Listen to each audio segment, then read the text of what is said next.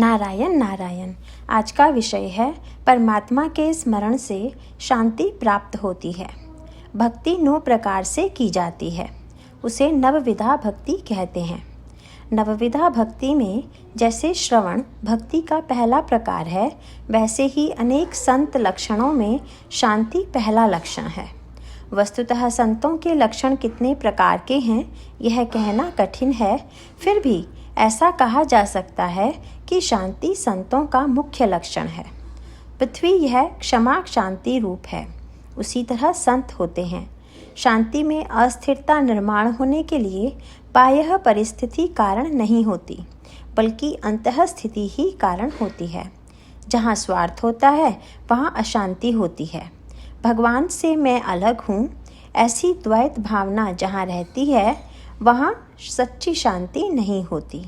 अनन्य भाव के कारण शांति प्राप्त होती है और वही परमार्थ की नींव बनती है। पैसा और कीर्ति अशाश्वत हैं, उनमें चित्त रखने से अशांति ही होती है। शांति बिगड़ने के 2 कारण होते हैं, एक भूतकालीन बातों का दुख और दूसरा भविष्य की चिंता।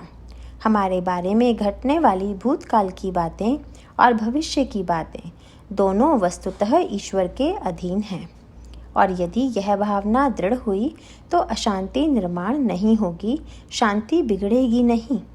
और एक महत्व की बात है, यदि सदाचरण नहीं हो तो शांति कभी भी प्राप्त नहीं होगी। पश्चाताप करने की नौबत आएगी, यह जानकर प्रत्येक कर्म भगवान की साक्षी से करें। भगवान को साक्षी रखकर कर्म किया तो अपने हाथ से दुष्कर्म नहीं होगा। सदाचरण परमार्थ की नींव है। हमारी शांति परिस्थिति पर निर्भर न हो।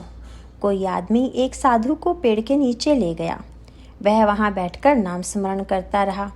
वहाँ लोग उसके दर्शन के लिए आने लगे। अब लोगों को वहाँ तांता लग गया तो खेत के मालिक को तकलीफ होने लगी, इसलिए उसने उस साधु को उठाकर दूसरी जगह रख दिया। साधु की शांति की स्थिति पहले स्थान पर जैसी थी वैसी ही दूसरे स्थान पर भी कायम थी। खेत के मालिक को आश्चर्य हुआ। जिसका मन शांत और चिंता रहित होता है उसे कहीं भी रखो उसकी शांति बनी रहेगी। अतः भगवान पर विश्वास रखकर शांत रहना चाहिए। उस पर सारा बोझ डालकर गृहस्थी करें। सभी बातों का कर्ता मैं हूँ, ऐसा भाव निर्माण नहीं होना चाहिए। अकृतत्व का भाव हो, ऐसा करने से शांति होगी। संसार का चालक राम है, यह भावना दृढ़ हुई तो शांति निर्माण होगी। संत एकनाथ महाराज की शांति असीम थी। एकनाथ महाराज की तरह शांति परम भाग्य से प्राप्त होती है। राजा महाराजा आए और गए, किंतु ज्ञानेश्वर महाराज अमर हुए, क्योंकि वे शांति की प्रतिमूर्ति थे। ऐसी शांति क्या करने से प्राप्त होती है? भगवान के नाम स्मरण के सिवाय अन्य किसी भी साधन से प्राप्त नहीं होगी। जो जो घटता है वह सब भगवान की इच्छा से ही घटता है। ऐसी दृढ़ भावना होना ही शांति का लक्षण है। कृतत्व का अभिमान शांति के लिए बाधक होता है। विद्या, वैभव, कला, संपत्ति, संतान से शांति प्राप्त होती ही है, ऐसा नहीं। निरपेक्षता शांति की जड़ है। अपनी इच्छा के विरोध में कोई बात घटते ही परमात्मा का स्मरण करें, अपने आप शांति होगी। मन की शांति की स्थिति वैसे ही कायम रखकर क्रोध किया जा सकता है, वैसा करने पर कोई अपराध नहीं होता।